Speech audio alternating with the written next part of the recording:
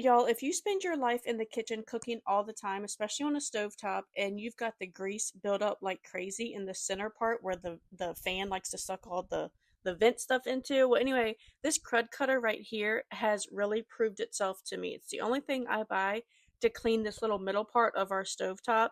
I spray just a little bit in there and I let it set for about 10 to 15 minutes. And then I get like a utility blade, not super sharp because you don't want to scratch anything, and it just like takes that grime and grease away with no problem. When we first moved into this house, the grease on this was so thick it made me sick. So this stuff cut right through it, and it's the only thing that I have used since. I would definitely recommend it if you've got to cut through some grease and grime and you don't want to waste a lot of time doing it. This stuff is great. It's called KRUD Cutter.